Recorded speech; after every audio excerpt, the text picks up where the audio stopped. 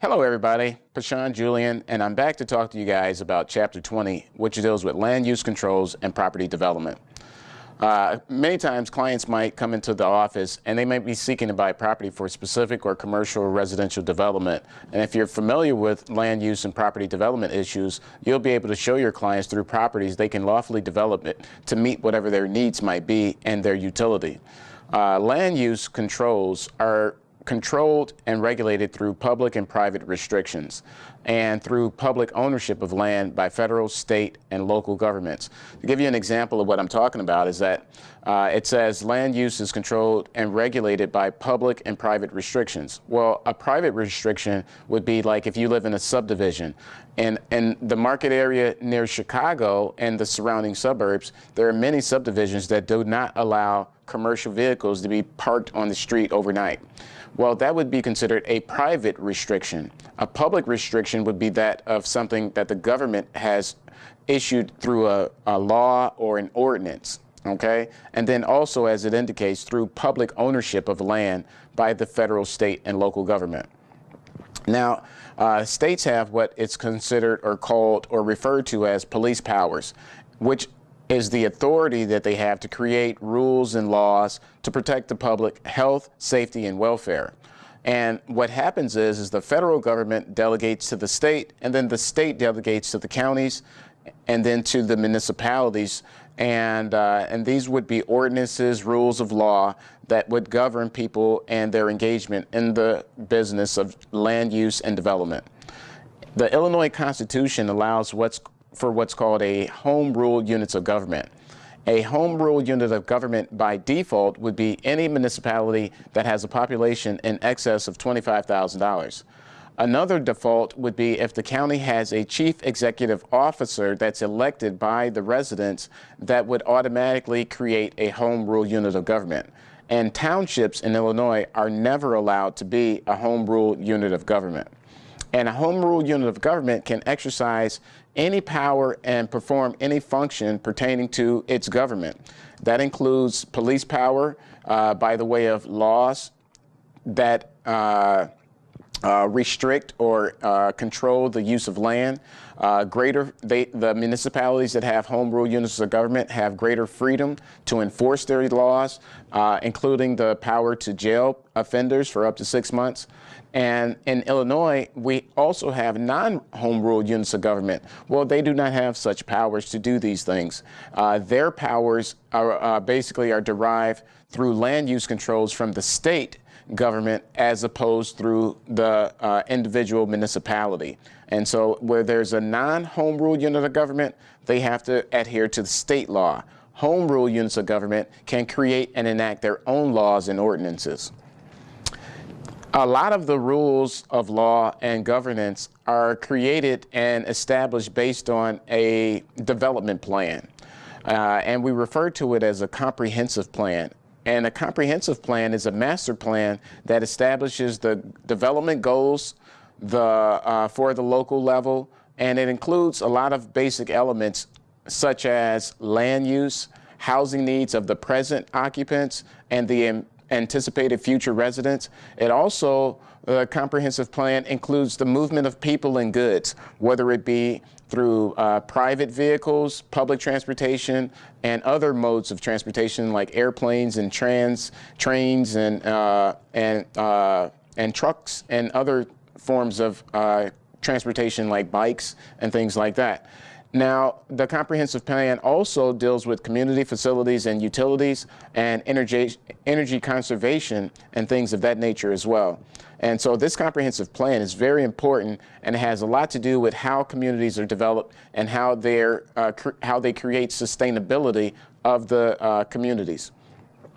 Zoning is a very important police power. Zoning deals with what you can do with your property, what you can do. And an example would be, in some places there may be a zoning ordinance that says you can only build 3 stories. In certain other areas, it may allow for you to build 4 stories. So zoning dictates heavily what you can do with your property. There's no nationwide or statewide zoning ordinance. These zoning ordinances are created at the local level. zoning powers are conferred to municipalities by the state's enabling acts. And zoning ordinances usually or traditionally divide land use into specific categories or classifications. We have what's called residential, commercial, industrial, and agricultural. Now, a lot of people get commercial and industrial confused, and so hopefully we can help you guys to know the difference between the two. I would say for commercial, that's where business transactions can occur. So a bank, a restaurant, a department store, or a sky-rise building in the municipality's main business district. Well, those would be commercial properties where someone, a private citizen, can conduct business. Industrial property is property where they're going to be manufacturing or logistics and things like that that are taking place. And usually there's a guard shack and barbed wire fences, and you need an ID to get into those buildings. And so a commercial building, the public can enter the building. An industrial building, you better work there and have an ID, or you might have to climb over the barbed wire fence and get through the guard shack. But agricultural is pretty straightforward. Agriculture, we're talking about orchards and farms and things of that nature. A farm or a ranch would be included in the definition of agricultural. Now, zoning, there are different types of zoning that focus on special land use objectives. There's this one thing that's called bulk zoning or density zoning. It controls the density and avoids overcrowding by imposing certain restrictions like the setback, which is how far the property needs to be away from the street, the building height, the percentage of open area that's included in the development, and then it may restrict new construction projects if they don't fit within the comprehensive plan or conform to whatever the standards are in the area. Aesthetic zoning is really important. If you remember what we were talking about in the appraisal section, aesthetic zoning is where the municipality specifies certain types of architecture in new building designs. And then they also have what's called incentive zoning. Incentive zoning is where they want to ensure that certain uses are incorporated into a development, and they use various incentives that are offered in order to get more opportunities to have development be in line with the comprehensive plan. And there are these things called Plan Unit of Development. We refer to them as PUDs, the acronym PUD, Plan Unit Development. And this is development where the land is set aside for mixed-use purposes. And it can include a parking garage on the first level. It could have some shops. It could have some residential properties. It could have some condominiums. It can have some hotel at the top. And so that's a plan unit of development can have a lot of different things incorporated into one site. Mixed-use development is where we have a lot of those things incorporated into one site, but it goes in a vertical structure. Zoning permits are what are used by the municipality to enforce the zoning laws. And there's this body called a zoning hearing board or a board of appeals that would hear complaints from people that might have been impacted or have effects on their development as a result of the zoning. And they hear complaints from people that may have issue with the zoning or be negatively impacted by the current zoning. And there's this line of thinking whereby if something existed prior to the law, then it would be allowed to continue to exist after the law has been passed. A lot of us refer to that term as grandfathered in.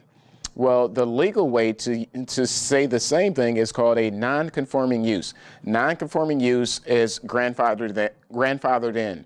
That means that the structure or the improvement, it existed prior to the enactment or the amendment of the current zoning, such as non-conforming use would be allowed to continue legally. So if I had a 4-unit building and the zoning changed and it only allowed a 3-unit building, well, they would allow me to continue with the additional unit, though I did not comply with the current law, and I would be continuing on as a non-conforming use. Another example would be a municipality that passes a law that commercial signs cannot be higher than 12 feet. Well, if I already have a sign that's higher than 12 feet, I may be allowed to continue to have my sign as a non-conforming sign because the law was enacted after my sign was already installed. And if the sign gets destroyed during a storm, it's very possible that I would have to reconstruct it but conform to the current new law as opposed to the prior law that I had that was in place before it was destroyed. A variance. Well, a variance is an interesting thing. A variance is basically where the owner of a property is asking to do something that's not currently legal. And a conditional use permit is also a situation where someone is asking to do something that's not necessarily currently permitted within the zone. And we have to know what these terms mean as well. A lot of what you're going to learn is definitions, and you're going to have to be able to regurgitate these definitions as you go through the test. And so conditional use permit, let's make sure we're clear about that. This is where it's permission is granted to the property owner, allowing a special use of a property defined as an allowable conditional use within a zone. And it does not pass from owner to owner to owner. It only is issued to one individual, and it stays with that individual. If they were to sell or dispose of the property, the new owner does not get the same permit. An example would be if I were to want to operate a home daycare at a property in the residential area. Well, I might have to get a conditional use permit to operate that home daycare. Well, a variance is much different than a conditional use permit and non-conforming use, because with a variance, the owner of the property is basically saying, can I break the law now? Can I break the law today?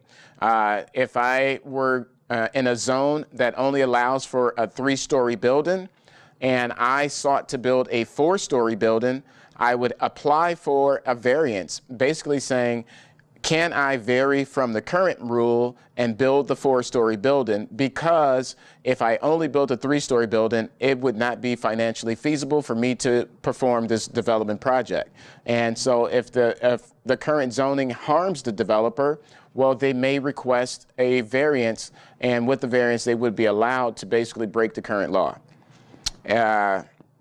Another example of a variance would be like if the village does not allow a fence higher than 5 feet, and an owner wants to install an in-ground swimming pool, and he wants to have a 6-foot fence so that the property would not be able to be accessible. Well, the owner would apply for and obtain a variance in order to construct a 6-foot fence in an area that only allows for a 5-foot fence.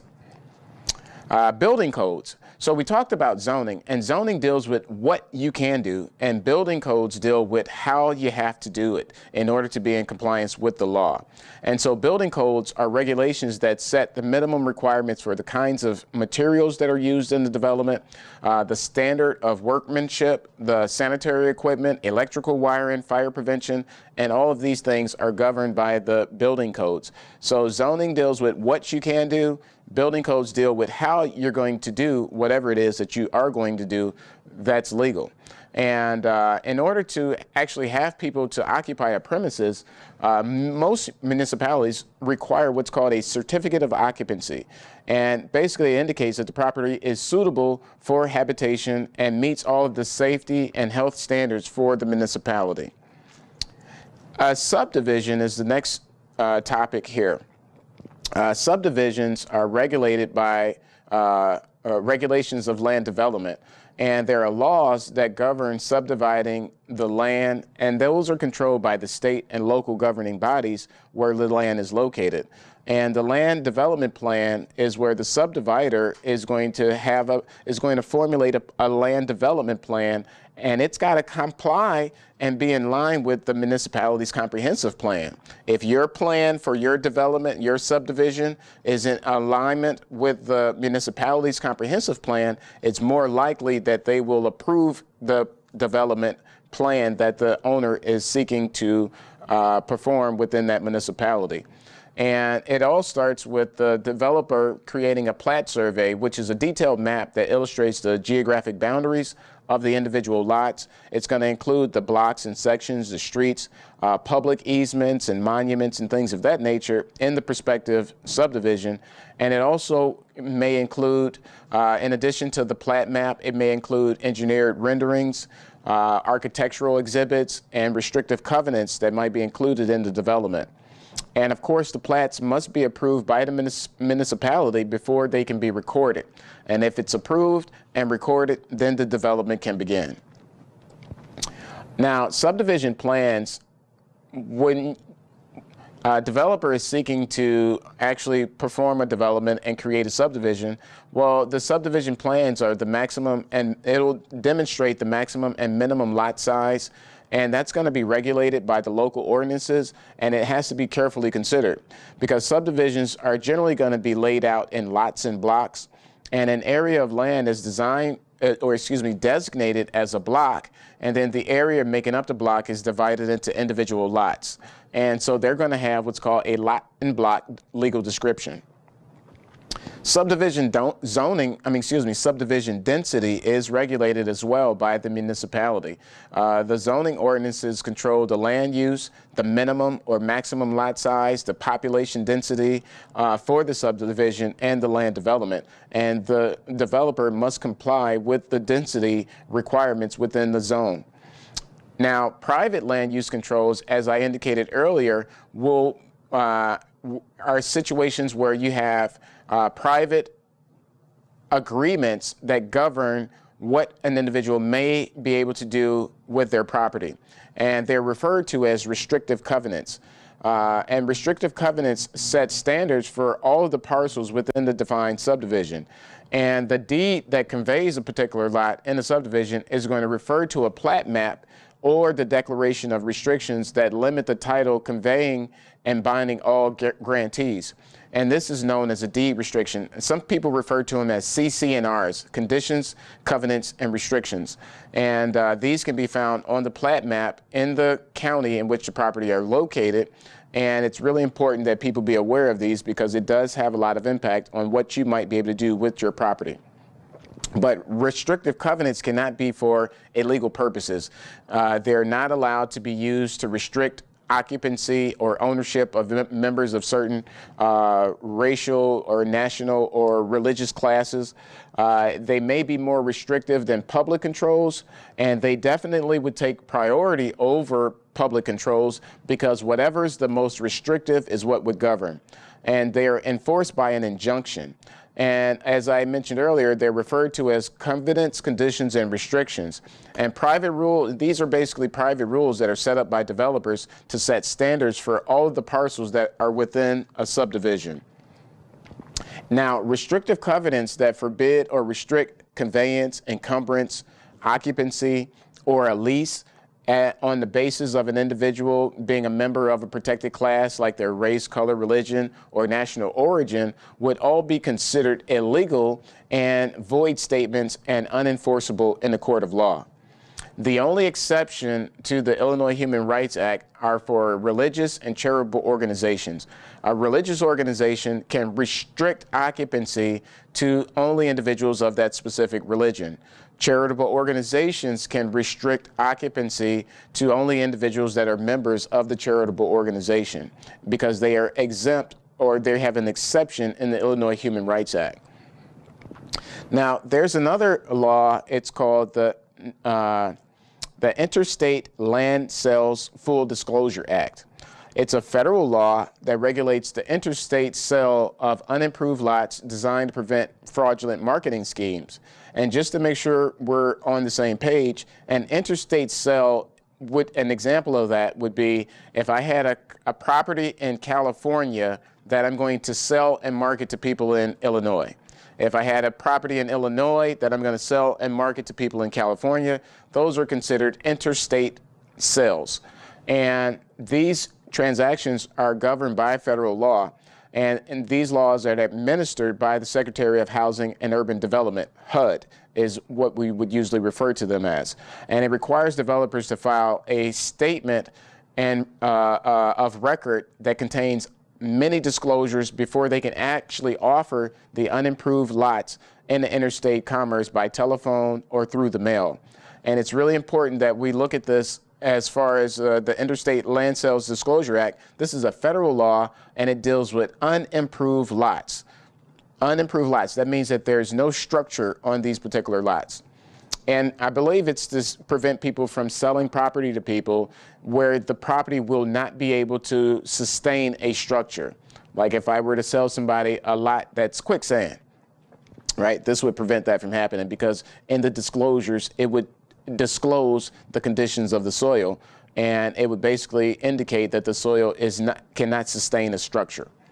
Now, the disclosure report that I'm talking about, it's where the developer is going to provide prospective purchasers or lessees with a printed report that discloses the type of title that's being transferred, the number of properties that are currently occupied on the site, the availability of recreational facilities, the distance to nearby communities, the proximity and availability of utility, and the charges for those utilities, and the soil conditions, and then foundation or construction issues that have been faced by the developer or people that have bought within the development.